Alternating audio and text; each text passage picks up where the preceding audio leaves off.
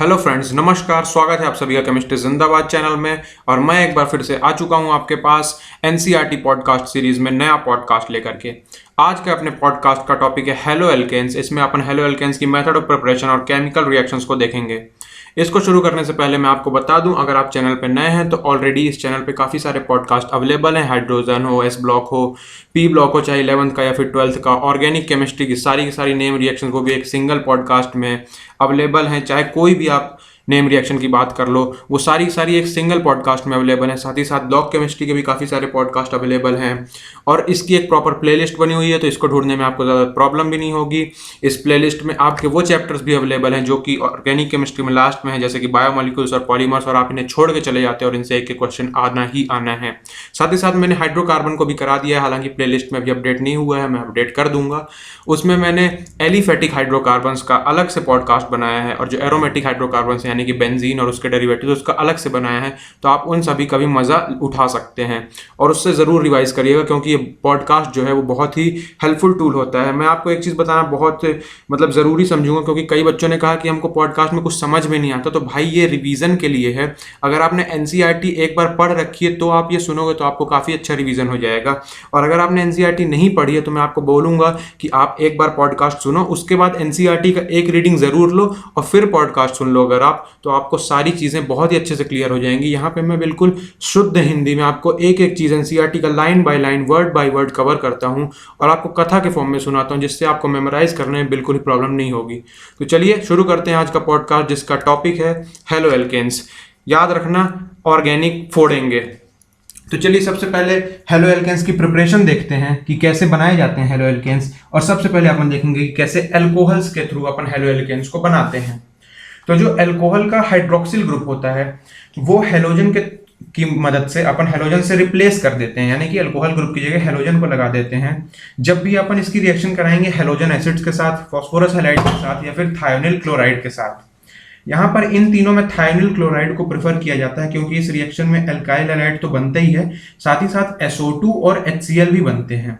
और ये दोनों जो है ये गैसियस प्रोडक्ट्स हैं और ये एस्केप कर जाते हैं। इस वजह से जो रिएक्शन है उसमें अपने को सिर्फ प्योर एल्काइल हैलाइड्स ही मिलते हैं। जो रिएक्शंस होती हैं प्राइमरी और सेकेंडरी अल्कोहल्स की HCl के साथ, उसमें आपको एक कैटलिस्ट की जरूरत पड़ती है जो कि होता है ZnCl2। टर्शरी अल्कोहल के साथ जो रिएक्शन है वो सिंपली आप कंडक्ट कर सकते हो, उसमें आपको सिर्फ शेकिंग करनी होगी अल्कोहल को विद कंसंट्रेटेड HCl। याद रखिएगा यहाँ पे टेम्परेचर आपको रूम टेम्परेचर ही लेना है। अगर आप HBr 48% HBr के साथ कांस्टेंट बॉइलिंग भी करोगे तो उससे आप एल्काइल ब्रोमाइड बना सकते हो। अच्छी खासी यील्ड आपको एल्काइल आयोडाइड की मिल जाएगी अगर आप एल्कोहल्स को हीट करो सोडियम या फिर पोटेशियम आयोडाइड के साथ इन प्रेजेंस ऑफ 95% ऑर्थोफॉस्फोरिक एसिड। जो यहाँ पर ऑर्डर ऑफ रिएक्टिविटी होगा अल्कोहल्स का किसी भी एक गिवन हेलो एसिड के साथ, वो होगा 3 डिग्री, देन 2 डिग्री और फिर 1 डिग्री। यानी कि जो order of reactivity of alcohols है हेलोजन एसिड के साथ, वो सबसे ज्यादा टर्शरी वाला होगा, है ना। टर्शरी अल्कोहल सबसे ज्यादा रिएक्टिव होगा और सबसे कम प्राइमरी। जो फॉस्फोरस ट्राइब्रोमाइड है और फॉस्फोरस ट्राई आयोडाइड है उसको जनरली अपन इन सीटू ही प्रिपेयर करते हैं। इन सीटू मतलब रिएक्शन मिक्सचर में ही अपन उसको प्रोड्यूस करते हैं। और कैसे बनाते हैं, अपन रेड फॉस्फोरस को ब्रोमीन या फिर आयोडीन के साथ रिएक्ट करते हैं और फॉस्फोरस ट्राइब्रोमाइड या ट्राई आयोडाइड को बनाते हैं। जो प्रिपरेशन है एल्काइल क्लोराइड की, वो या तो आप ड्राई हाइड्रोजन, जो हाइड्रोजन क्लोराइड गैस होती है वो ड्राई होनी चाहिए, या तो आप उसको पास करा दो अल्कोहल के सॉल्यूशन से, या फिर एक मिक्सचर लो अल्कोहल का और कंसंट्रेटेड एक्वस हेलोजन एसिड का और उसको आप हीट कर दो, तो इससे भी आप एल्काइल क्लोराइड बना सकते हो। ये जो भी मैंने आपको मेथड्स बताई अभी तक, ये एराइल हैलाइड्स बनाने के लिए नहीं है। क्यों? क्योंकि जो कार्बन ऑक्सीजन बॉन्ड होता है फिनॉल्स में, उसमें पार्शियल डबल बॉन्ड कैरेक्टर होता है और उसको ब्रेक करना काफी ज्यादा डिफिकल्ट होता है, क्योंकि जो डबल बॉन्ड होता है वो सिंगल बॉन्ड की कंपैरिजन में काफी ज्यादा स्ट्रांग होता है। अब अपन देखते हैं preparation of haloalkanes from hydrocarbons. तो फ्री रेडिकल क्लोरीनेशन या फिर ब्रोमिनेशन अगर अपन करेंगे एल्केन्स का, तो उससे अपने को एक कॉम्प्लेक्स मिक्सचर मिलेगा और वो कॉम्प्लेक्स मिक्सचर होगा isomeric mono and poly haloalkanes का, जो कि प्योर कंपाउंड्स की तरह सेपरेट करने में काफी ज्यादा डिफिकल्ट होगा। इसीलिए अगर अपने को यील्ड चाहिए किसी भी एक सिंगल कंपाउंड की, तो वो यहाँ पर लो होती है। अगला मेथड है एल्कीन्स से बनाने का। अब देखते हैं एल्कीन्स से कैसे हेलो एल्केन्स बनते हैं। तो अपन हाइड्रोजन हैलाइड्स को ऐड कर देंगे। Alkene is converted to corresponding alkyl halide. अगर अपन ने हाइड्रोजन क्लोराइड को लिया या फिर हाइड्रोजन ब्रोमाइड, हाइड्रोजन आयोडाइड किसी को भी ले लिया और एल्कीन में ऐड कर दिया तो उससे अपने को एल्काइल हैलाइड मिलेगा। यहाँ पर अगर अपन ने प्रोपीन लिया तो उसमें दो प्रोडक्ट्स बनेंगे, हालांकि उनमें से सिर्फ एक ही होगा जो कि डोमिनेंट प्रोडक्ट होगा और वो मार्कोनिकोव रूल के हिसाब से ही आएगा। दूसरा मेथड है एल्कीन से अगर अपने को हेलो एल्केन बनाना है तो अपन हेलोजेंस को भी ऐड कर सकते हैं। लैब में अगर अपन एडिशन करेंगे ब्रोमीन का और ब्रोमीन के साथ अपन CCl4 जरूर लेंगे और उसको अगर एल्कीन में ऐड करेंगे तो उससे डिस्चार्ज होगा reddish brown colour of bromine का। और ये एक बहुत ही इंपॉर्टेंट मेथड है for the detection of double bond. Double bond के डिटेक्शन के लिए एक मॉलिक्यूल में अगर आपको डबल बॉन्ड डिटेक्ट करना है तो ये बहुत ही इंपॉर्टेंट मेथड, ये मैंने ऑलरेडी आपको एल्कीन वाले पॉडकास्ट में चीख चीख के बताया था। एडिशन जो है यहाँ पर होगा और उससे क्या होगा, सिंथेसिस होगी डाइब्रोमाइड्स की। अगर अपन ने ब्रोमीन को CCl4 के साथ लिया तो अपने आप को यहाँ पर डाइब्रोमाइड्स देखने को मिलेंगे और याद रखना ये विसिनल डाइब्रोमाइड्स होंगे जो कि कलरलेस होते हैं। अगला मेथड हेलोजन एक्सचेंज। अपन हेलोजन को एक्सचेंज करके भी बना सकते हैं हेलो एल्केन्स को। तो एल्काइल आयोडाइड्स को अक्सर रिएक्शन ऑफ एल्काइल क्लोराइड और ब्रोमाइड के साथ NaI और ड्राई एसीटोन में कराया जाता है। अक्सर एल्काइल आयोडाइड्स बनाने के लिए अपन या तो एल्काइल क्लोराइड ले लेते हैं या फिर एल्काइल ब्रोमाइड ले लेते हैं और उसकी रिएक्शन कराते हैं NaI के साथ इन प्रेजेंस ऑफ ड्राई एसीटोन। इस रिएक्शन को अपन कहते हैं फिंकल-स्टीन रिएक्शन। ऑलरेडी मैंने सारी की सारी नेम रिएक्शंस का एक मतलब सेपरेट पॉडकास्ट बना रखा, तो अगर आप नेम रिएक्शंस के लिए चाहें तो आप वहां पर जा सकते हैं। बाकी यहाँ पर भी मैं सारी चीजें कवर करने वाला हूँ। तो इस रिएक्शन को मैंने आपको बता दिया कि फिंकल-स्टीन रिएक्शन होती है। क्या होता है यहाँ पर, आपको यहाँ पर एल्काइल आयोडाइड बनता है, ये चीज याद रखनी है। सोडियम आयोडाइड यानी कि NaI और ड्राई एसीटोन की प्रेजेंस में होती है। रिएक्शन आप कराते हो एल्काइल हैलाइड के साथ। NaCl और NaBr यहाँ पर जो बनेंगे, ठीक है, वो ड्राई एसीटोन में प्रेसिपिटेट हो जाते हैं। ड्राई एसीटोन यहाँ पर प्रेसिपिटेट करने का काम करता है। इससे क्या है, ली चैटेलियस प्रिंसिपल जो कहता है उसकी वजह से रिएक्शन जो है वो फॉरवर्ड डायरेक्शन में चलती चली जाती है।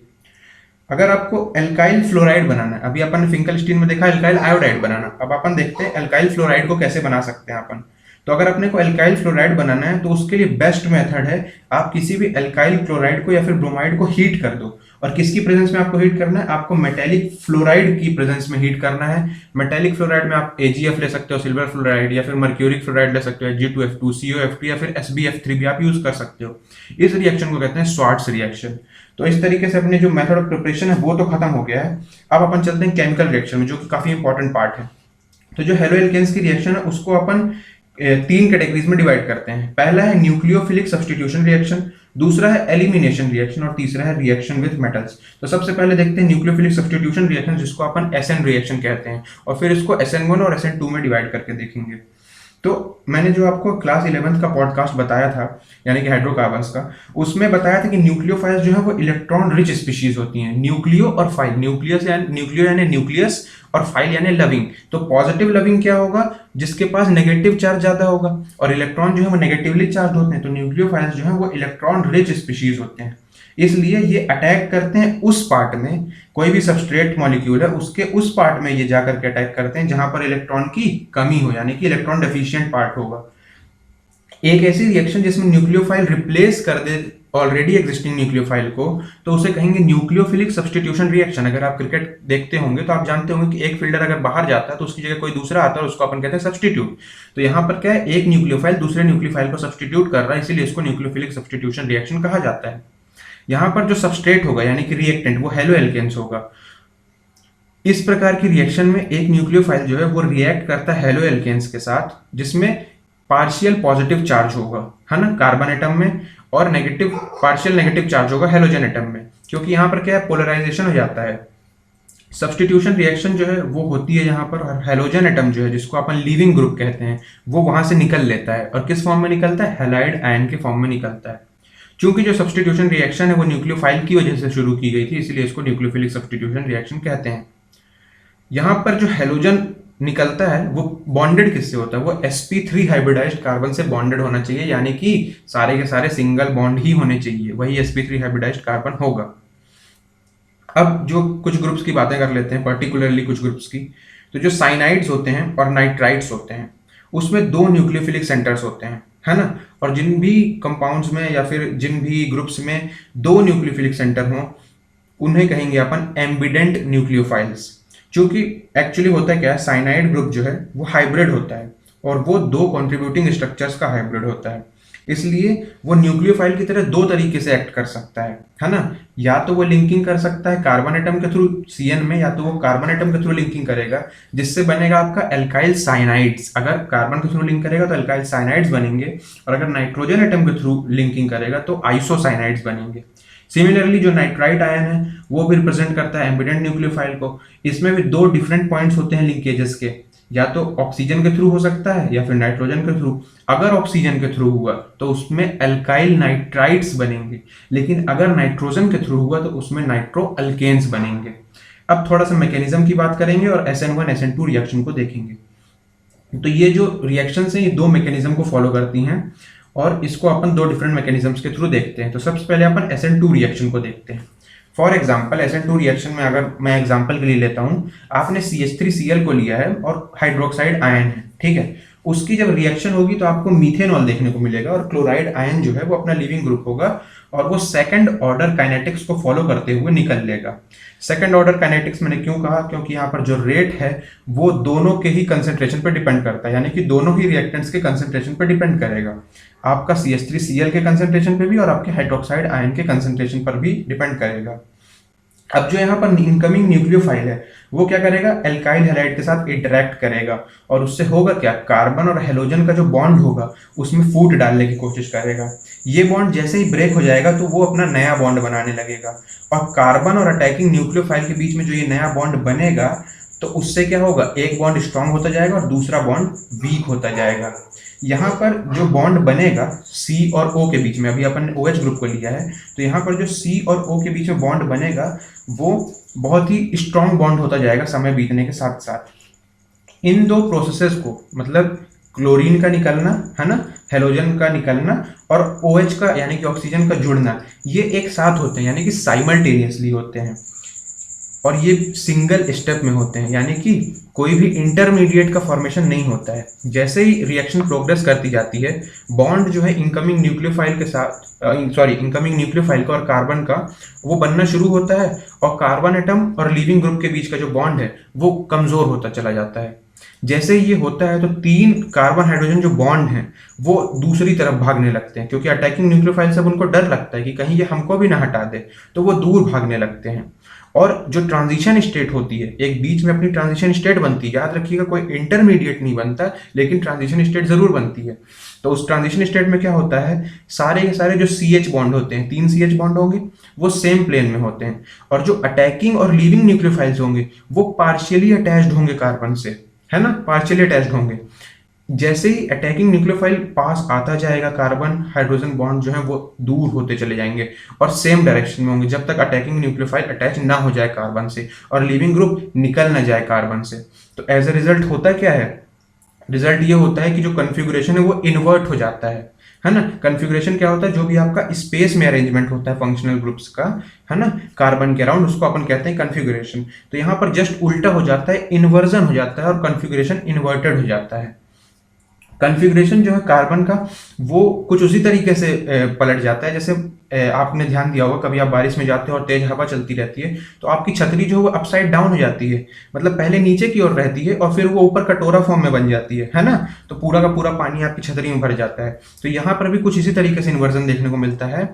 यहाँ पर आपका छतरी पलट जाती है ना, ऐसा समझ लो कि इन्वर्जन हो जाता है।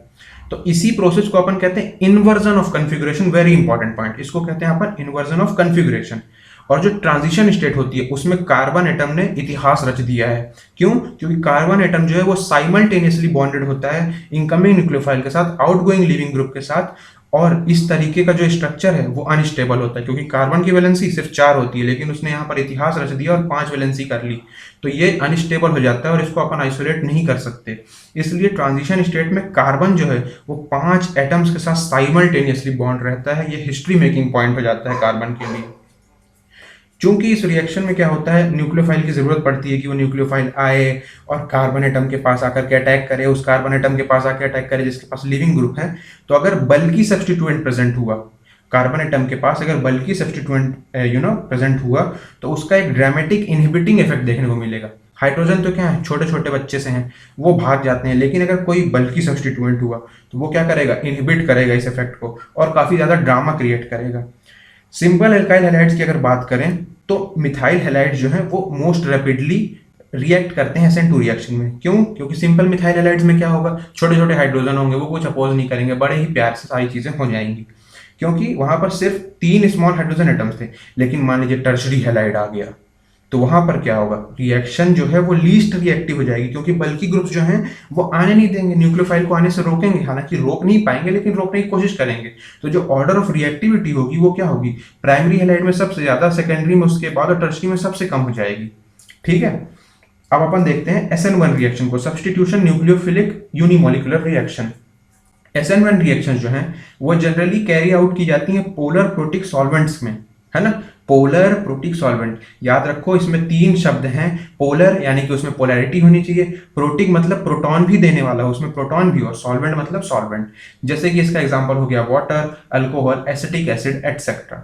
जो रिएक्शन है टर्शरी ब्यूटाइल ब्रोमाइड की और हाइड्रोक्साइड आयन की, उससे अपने को देखने को मिलता है as a product tertiary butyl alcohol, और ये फर्स्ट ऑर्डर काइनेटिक्स को फॉलो करता है। फर्स्ट ऑर्डर काइनेटिक्स को क्यों? क्योंकि यहाँ पर जो रेट ऑफ रिएक्शन है वो सिर्फ और सिर्फ एक ही रिएक्टेंट की कंसंट्रेशन पर डिपेंड करती है, और वो है टर्शरी ब्यूटाइल ब्रोमाइड यानी कि एल्काइल हैलाइड की कंसंट्रेशन पर डिपेंड करती है पूरी की पूरी रेट ऑफ रिएक्शन।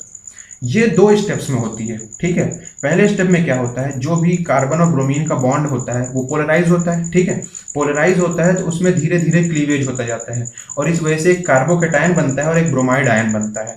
यहाँ पर जो कार्बोकेटायन बनता है उसको न्यूक्लियोफाइल जाकर के अटैक कर देता है, और न्यूक्लियोफाइल का अटैक स्टेप 2 में होता है, और इस तरीके से सब्स्टिट्यूशन रिएक्शन जो है वो कंप्लीट हो जाती है।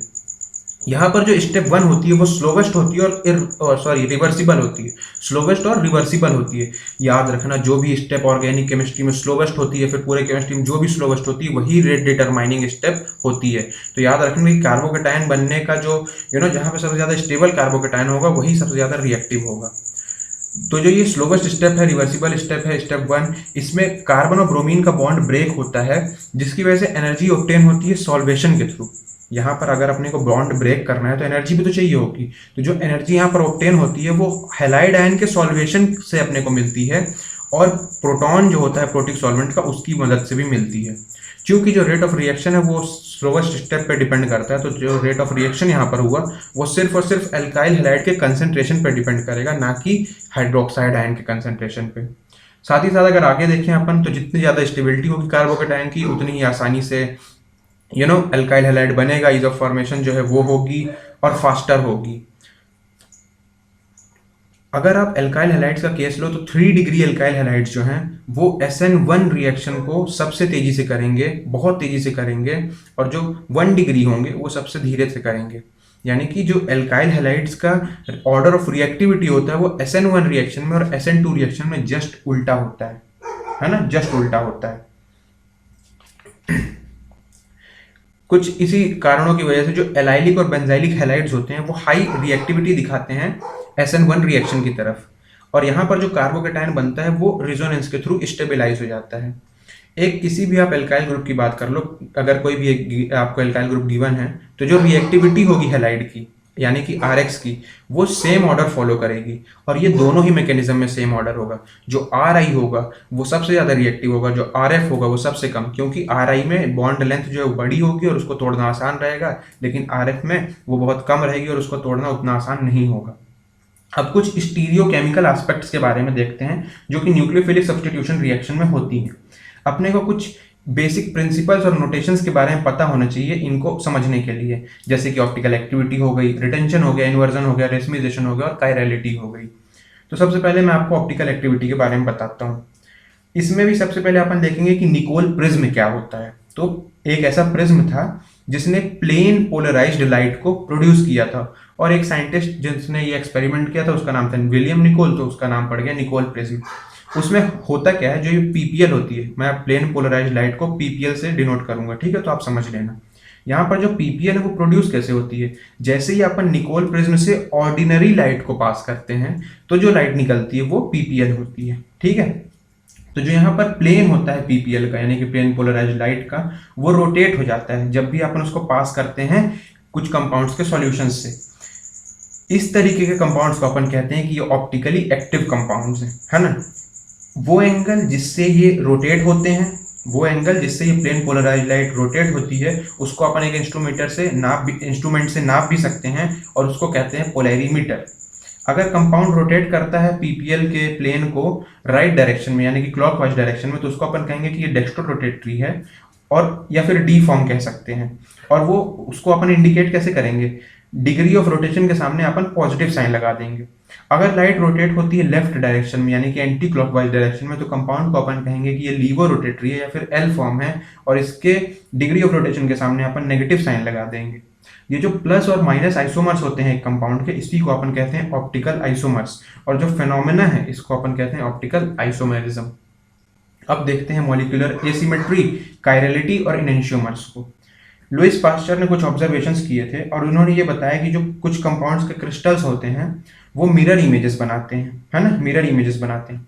इन्होंने डिमॉन्स्ट्रेट किया कि अगर दोनों ही प्रकार के क्रिस्टल्स का जो एक्वस सॉल्यूशन है वो ऑप्टिकल रोटेशन दिखाता है और वो मैग्नीट्यूड में बराबर होता है ना। अगर आपने इक्वल कंसंट्रेशन का मतलब आपने लिया है, क्रिस्टल लिया है कंपाउंड्स का इक्वल कंसंट्रेशन का, तो उसका जो ऑप्टिकल रोटेशन होगा वो मैग्नीट्यूड में तो इक्वल होगा लेकिन डायरेक्शन में अपोजिट होता है। उन्होंने ये बिलीव किया कि ये जो डिफरेंस आता है ऑप्टिकल एक्टिविटी में ये एसोसिएटेड था 3D अरेंजमेंट्स की वजह से। उन्होंने ये बिलीव किया कि ये जो डिफरेंस आया था ऑप्टिकल एक्टिविटी में वो किससे एसोसिएटेड था, 3D अरेंजमेंट ऑफ एटम्स से एसोसिएटेड था, जो कि मॉलिक्यूल्स में होता है। और मैंने आपको बता दिया है कि जो 3D अरेंजमेंट होता है एटम्स का एक मॉलिक्यूल में स्पेस में, उसी को अपन कहते हैं कन्फिगुरेशन। तो ये जो दो प्रकार के क्रिस्टल थे इनका जो स्पेस में कन्फिगुरेशन था उसकी वजह से ये रोटेशन होता है। फिर ये जो स्पाशियल अरेंजमेंट होता है चार ग्रुप्स का, है ना, जिसको अपन कहते हैं वैलेंसीज, एक जो सेंट्रल कार्बन के अराउंड में होता है और वहां पर कार्बन जो है वो टेट्राहेड्रल होता है। तो अगर सारे के सारे ये जो चार ग्रुप्स हैं ये डिफरेंट होते हैं, तो जो ये मिरर इमेजेस होंगी ना, ये जो मिरर इमेजेस होंगी इस मॉलिक्यूल की, वो सुपर इम्पोज आप नहीं कर सकते। आप खुद अपना एक हाथ देखो और उसको सेम प्लेन में रखते हुए दूसरे हाथ पे ओवरलैप करने की कोशिश करो तो वो नहीं होंगे, है ना। तो इसी को कहते हैं कि ये लैक ऑफ सिमेट्री है। और यहाँ पर जो कार्बन होता है उसको एसिमेट्रिक कार्बन कहते हैं या फिर स्टीरियो सेंटर कहते हैं। यहाँ पर जो रिजल्टिंग मॉलिक्यूल होगा उसमें सिमेट्री नहीं होगी और इसीलिए इसको अपन एसिमेट्रिक मॉलिक्यूल कहेंगे। जो सिमेट्री होती है वो along with non superimposability of mirror images, यही रिस्पॉन्सिबल होती है ऑप्टिकल एक्टिविटी की। ऑर्गेनिक कंपाउंड में जो ऑप्टिकल एक्टिविटी होती है वो एसिमेट्री ऑफ मॉलिक्यूल्स और non superimposability of mirror images की वजह से ही होती है। मैंने आपको पहले ही एग्जांपल दिया कि अगर हाथ को लो, आप राइट और लेफ्ट हैंड को देखो तो वो आपको एक जैसे दिखेंगे, लेकिन अगर आप लेफ्ट हैंड को अपने राइट हैंड पे रखो, हालांकि सेम प्लेन में रखना है ना, प्लेन नहीं पलटना है, सेम प्लेन में रखना, तो वो कोइंसाइड नहीं करेंगे, कुछ मछली जैसा बन जाएगा, है ना। याद आ रहा है बचपन में अपन मछली उड़ाते थे, है ना, मछली नहीं वो प्लेन होता था।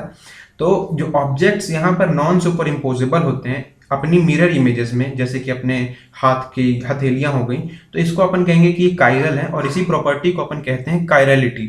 कायरल मॉलिक्यूल्स जो है वो ऑप्टिकली एक्टिव होते हैं, वहीं पे वो ऑब्जेक्ट्स जो कि एक दूसरे के ऊपर सुपर इम्पोज हो जाएं, है ना, और अपनी मिरर इमेजेस जो हैं वो सुपर इम्पोज कर जाए, तो उसे कहेंगे ए कायरल। और इन मॉलिक्यूल्स को ऑप्टिकली इनएक्टिव माना जाता है। इसका एग्जाम्पल अगर किसी ऑर्गेनिक कंपाउंड में देखें तो जो प्रोपेन 2 होता है उसमें कोई एसिमेट्रिक कार्बन नहीं होता है, ठीक है, क्योंकि जो चारों ग्रुप्स अटैच होते हैं टेट्राहेड्रल कार्बन में वो अलग अलग नहीं होते हैं, इसलिए प्रोपेन 2 जो है वो एक कायरल मॉलिक्यूल रह जाता है। वहीं पर अगर आप ब्यूटेन 2 की बात करो तो चारों जो ग्रुप्स हैं वो डिफरेंट होते हैं, जो भी कार्बन टेट्राहेड्रल कार्बन से अटैच होते हैं वो डिफरेंट होते हैं, और जैसा अपन ने पढ़ा है उसके हिसाब से जैसा एक्सपेक्ट कर रहे हैं अपन, ये वैसा ही होता है, ये कायरल होता है। Stereoisomers related to each other, ये जो स्टीरियो आइसोमर्स एक दूसरे से रिलेटेड होते हैं as non superimposable mirror images के फॉर्म में, इसको अपन कहते हैं इनेंशियोमर्स। जो इनेंशियोमर्स होते हैं उनकी फिजिकल प्रॉपर्टीज तो आइडेंटिकल होती हैं, जैसे कि melting point, boiling point, refractive index etcetera, लेकिन ये सिर्फ और सिर्फ एक ही चीज में डिफर करते हैं, एक ही चीज में ये अलग होते हैं, और वो है रोटेशन ऑफ पीपीएल, यानी कि प्लेन पोलराइज्ड लाइट का रोटेशन कैसा करते हैं, सिर्फ उसी में ये डिफरेंट होते हैं। अगर एक इनेंशियोमर डेक्स्ट्रो रोटेटरी है तो पक्का है कि दूसरा वाला लीवो रोटेटरी होगा। साइन जो है ऑप्टिकल रोटेशन का वो जरूरी नहीं है कि नेसेसरी नहीं है कि रिलेटेड हो absolute configuration of the molecule के साथ, है ना। मॉलिक्यूल का कन्फिगरेशन कैसा भी हो सकता है और उसका जो ऑप्टिकल रोटेशन का साइन है वो भी अलग हो सकता है। जरूरी नहीं है कि जो डी में होगा वो पॉजिटिव ही होगा या फिर जो एल में है वो नेगेटिव ही होगा। मैं कैपिटल डी और कैपिटल एल की बात कर रहा हूँ यहाँ पर। अ मिक्सचर कंटेनिंग 2 इनएंशियोमर्स, अगर कोई मिक्सचर में 2 इनएंशियोमर्स हैं और वो इक्वल प्रोपोर्शन में हैं तो उनका ऑप्टिकल रोटेशन 0 होगा, क्योंकि जो एक आइसोमर की वजह से रोटेशन होगा वो दूसरे आइसोमर के रोटेशन से कैंसिल हो जाएगा, क्योंकि वो दोनों अपोजिट डायरेक्शन में होते हैं और इक्वल इन मैग्नीट्यूड होते हैं। ये जो मिक्सचर होता है इसको अपन कहते हैं रेसमिक मिक्सचर या फिर रेसमिक मॉडिफिकेशन। रेसमिक मिक्सचर को अपन रिप्रेजेंट कर सकते हैं by prefixing D L, small D L को अपन प्रीफिक्स कर सकते हो या फिर प्लस माइनस साइन को आप प्रीफिक्स कर सकते हो बिफोर द नेम, नेम के आगे। For example plus minus butane 2 है ना, तो ये आपका रिप्रेजेंटेशन हो गया। जो प्रोसेस होता है conversion of enantiomer into a racemic mixture, आप एक इनेंशियोमर को जब रेसमिक मिक्सचर में कन्वर्ट करते हो तो ये जो प्रोसेस होती है इसको अपन कहते हैं रेसमिजेशन। अब अगला टर्म है अपना रिटेंशन, कि भाई रिटेंशन क्या है। तो अगर आप प्रिजर्वेशन कर रहे हो स्पाशियल अरेंजमेंट का, जो आपका स्पेस में अरेंजमेंट है बॉन्ड्स का एक एसिमेट्रिक सेंटर के साथ, वो अगर आप प्रिजर्व कर रहे हो यानी कि सेम टू सेम रह रहा है केमिकल रिएक्शन में या फिर ट्रांसफॉर्मेशन में, तो आप कहोगे कि रिटेंशन हुआ है। जनरली अगर किसी रिएक्शन के दौरान कोई भी बॉन्ड स्टीरियो सेंटर से यानी कि कार्बन से ब्रेक नहीं होता है तो प्रोडक्ट का क्या होगा, सेम जनरल कन्फिगरेशन होगा, है ना। जो भी पहले था वही होगा जैसा कि रिएक्टेंट में था। इस रिएक्शन को कहते हैं कि ये प्रोसीड कर रही है विद रिटेंशन ऑफ कन्फिगरेशन। क्या कहते हैं, such a reaction is said to proceed with retention of configuration. एक एग्जांपल कंसीडर करो आप, मान लो आपने रिएक्शन कराई -2 मिथाइल ब्यूटेन 1 ऑल की और उसको हीट किए कंसंट्रेटेड हाइड्रोक्लोरिक एसिड के साथ। तो यहाँ पर क्या हो रहा है, जो आपका एसिमेट्रिक कार्बन होता है उसके साथ जो बॉन्ड अटैच होते हैं उनमें से कोई भी बॉन्ड टूटता नहीं है, तो जो आपका कन्फिगरेशन होता है वो प्रोडक्ट में भी सेम ही होता है। तो इसलिए अपन कहते हैं कि जो कन्फिगरेशन है सिमेट्रिक सेंटर में रिएक्टेंट के और प्रोडक्ट के वो सेम है, लेकिन जो साइन है ऑप्टिकल रोटेशन का वो चेंज हो सकता है, चेंज हो भी सकता है और नहीं भी हो सकता है, पर इस रिएक्शन में चेंज हो जाता है। तो ये क्यों होता है, क्योंकि जो दो डिफरेंट कंपाउंड्स होते हैं उनका अगर सेम कन्फिगरेशन हुआ एसिमेट्रिक सेंटर में तो उनका ऑप्टिकल रोटेशन डिफरेंट हो सकता है। तो इस चीज़ को लेकर के आप कंफ्यूज नहीं होना, क्योंकि दो डिफरेंट कंपाउंड्स जिनका कन्फिगरेशन सेम है उनका ऑप्टिकल रोटेशन डिफरेंट हो सकता है। क्या बोला मैंने, दो डिफरेंट कंपाउंड जिनका कन्फिगरेशन सेम है उनका ऑप्टिकल रोटेशन डिफरेंट हो सकता है। एक हो सकता है डेक्स्ट्रो रोटेटरी हो और दूसरा लिबर रोटेटरी हो। तो ये चीज़ आपको याद रखनी है। आगे कुछ और टर्म्स हैं जैसे कि इन्वर्जन, रिटेंशन और रेसमिजेशन। तो अपन ने इन्वर्जन भी देख लिया, रिटेंशन भी देख लिया और रेसमिजेशन भी देख लिया। अगर कोई भी रिएक्शन हो रही है तो उसमें होता है क्या है, 3 आउटकम्स हो सकते हैं, है ना। जो भी अपना एसिमेट्रिक कार्बन है उसमें क्या हो सकता है, वो ब्रेक होगा। अगर एसिमेट्रिक कार्बन से जो भी बॉन्ड्स अटैच हैं अगर उनमें से कोई भी ब्रेक होगा तो 3 रिजल्ट्स हो सकते हैं। इन्वर्जन भी हो सकता है, रिटेंशन भी हो सकता है और रेसमिजेशन भी हो सकता है। ठीक है, तो ये कुछ बात हो गई। अगर आपको रिएक्शन में 50:50 यानी कि 50-50 मिक्सचर मिलता है दो कंपाउंड्स का, तो इस प्रोसेस को कहेंगे कि रेसमिजेशन हुआ है।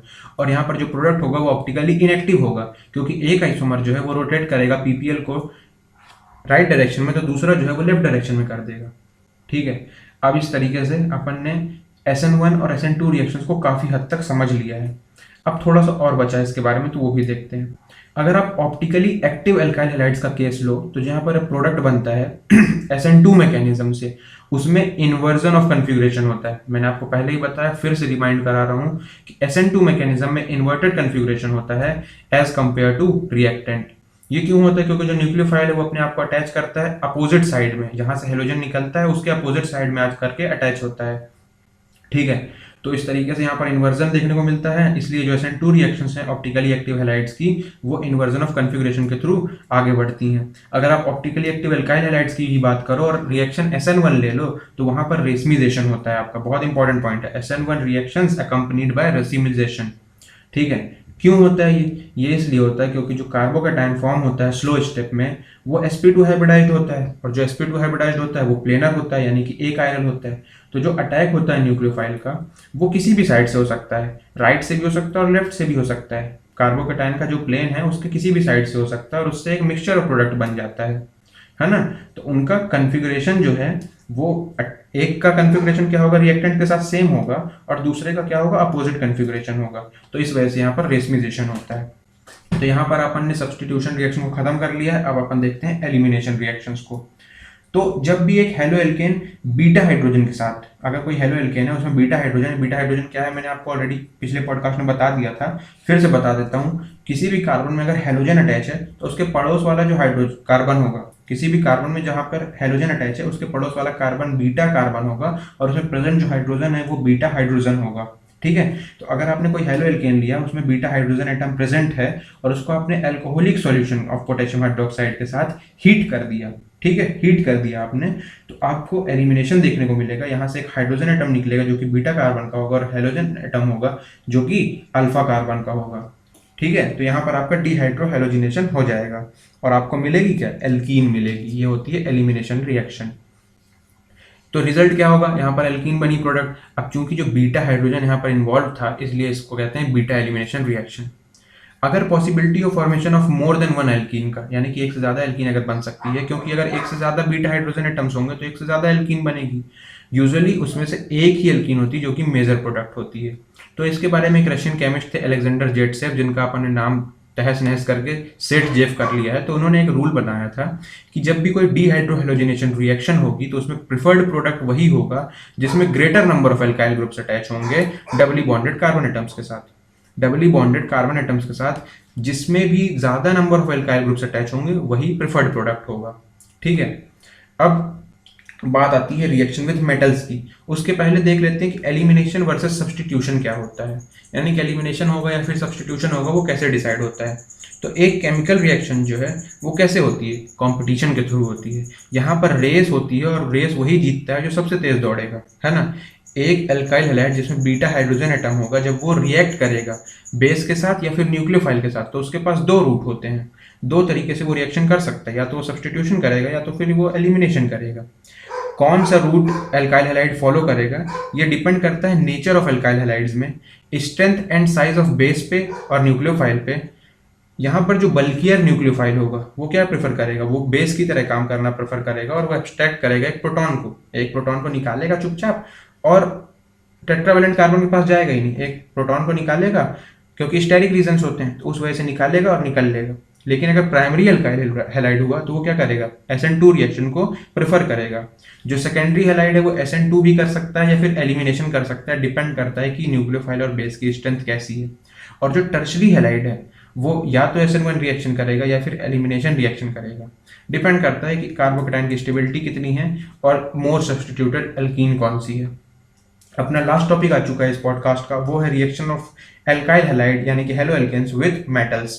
तो जो ज्यादातर ऑर्गेनिक क्लोराइड्स, ब्रोमाइड्स या फिर आयोडाइड होते हैं वो रिएक्ट कर जाते हैं मेटल्स के साथ और कुछ कंपाउंड्स बनाते हैं जिसमें कार्बन मेटल का डायरेक्ट बॉन्ड होता है। याद रखना इसको ऑर्गेनोमेटेलिक कंपाउंड्स कहते हैं और ऑर्गेनोमेटेलिक कंपाउंड सिर्फ वही होगा जिसमें कार्बन और मेटल का डायरेक्ट बॉन्ड बनेगा, है ना। डायरेक्ट बॉन्ड बनना बहुत जरूरी है। तो ग्रिग्नार्ड एक साइंटिस्ट थे जिन्होंने एल्काइल मैग्नीशियम हैलाइड को बनाया था RMGX और उसको अपने नाम पे ग्रिग्नार्ड रिएजेंट का नाम दे दिया। ये रिएजेंट ऑब्टेन कैसे होते हैं, जब भी आप हेलो एल्केन की रिएक्शन कराते हो मैग्नीशियम मेटल के साथ इन presence of dry ether. Dry ether होना बहुत इंपॉर्टेंट है क्योंकि अगर आपने मॉइस्चर वाला ईथर ले लिया तो आपका एल्काइल हैलाइड नहीं बनेगा, हेलो एल्केन नहीं बनेगा, आपका अल्कोहल बन जाएगा। तो इसलिए आपको ड्राई ईथर लेना है। तो हेलो एल्केन लेना है, मैग्नीशियम के साथ रिएक्शन करानी है, प्रेजेंस रखेंगे ड्राई ईथर की और आपको ग्रिग्नार्ड रिएजेंट देखने को मिल जाएगा। याद रखिएगा जो ग्रिग्नार्ड रिएजेंट का नेचर होता है वो बेसिक होता है, यानी कि ग्रिग्नार्ड रिएजेंट जो है वो बेस है और ग्रिग्नार्ड रिएजेंट में जो कार्बन और मैग्नीशियम के बीच का बॉन्ड होता है वो कोवेलेंट होता है बट काफी ज्यादा पोलर होता है, इट इज हाईली पोलर, क्योंकि कार्बन जो है वो इलेक्ट्रोपॉजिटिव मैग्नीशियम की तरफ से अपनी तरफ इलेक्ट्रॉन्स को पुल करता रहता है, खींचता रहता है। और जो मैग्नीशियम और हेलोजन का बॉन्ड होता है वो एसेंशियली आयनिक होता है। ग्रिग्नार्ड रिएजेंट जो है वो हाईली रिएक्टिव होते हैं और वो किसी भी सोर्स ऑफ प्रोटॉन के साथ रिएक्ट कर लेते हैं। अगर कोई भी सोर्स ऑफ प्रोटॉन उनको मिल गया तो वो उनसे रिएक्ट करेंगे और हाइड्रोकार्बन्स का फॉर्मेशन कर देंगे। यहाँ तक कि वो वाटर, अल्कोहल और अमीन्स के साथ भी रिएक्शन कर लेते हैं और काफी ज्यादा यहाँ पर एसिडिटी उनको मिल जाती है और वो करस्पॉन्डिंग हाइड्रोकार्बन्स को बना देते हैं। इसलिए ये बहुत ज्यादा जरूरी हो जाता है कि अपन ट्रेसेस ऑफ मॉइस्चर यानी कि थोड़ा भी मॉइस्चर ना आने दें ग्रिग्नार्ड रिएजेंट में, और इसीलिए रिएक्शन को ड्राई ईथर में कैरी आउट किया जाता है। वुड्स रिएक्शन है, काफी इंपॉर्टेंट रिएक्शन, नेम रिएक्शन ये भी है। एल्काइल हैलाइड जो है वो सोडियम के साथ रिएक्ट करते हैं in presence of again dry ether ही होता है और ये हाइड्रोकार्बन देते हैं जिसमें double the number of carbon atoms होते हैं। जैसे कि आपके हैलाइड में प्रेजेंट थे उसके double number of carbon atoms होते हैं और इसी रिएक्शन को अपन कहते हैं वुड्स रिएक्शन। तो आई होप हेलो एल्केन्स आपका बढ़िया तरीके से रिवाइज हो गया होगा। अगर ये वीडियो आपको अच्छी लगी, अगर ये पॉडकास्ट आपको अच्छा लगा है तो प्लीज़ इसको शेयर करना, है ना, क्योंकि शेयर करना काफ़ी अच्छी बात है, शेयर करना तो बनता है। जो बात रही चैनल को सब्सक्राइब करने की और लाइक करने की, वो मैं आपके ऊपर छोड़ता हूँ। अगर आप नए हो चैनल पे तो आप कंटेंट पे विजिट करो, अगर अच्छा लगता है तो सब्सक्राइब कर लेना, पॉडकास्ट अच्छा लगा हो तो लाइक कर देना। चलते चलते चलो, सब्सक्राइब लाइक मैंने आपके ऊपर छोड़ ही दिया है। चलते चलते बस यही बोलना चाहूँगा कि पढ़ते रहो यार। Thank you for watching the podcast और लिसनिंग द पॉडकास्ट।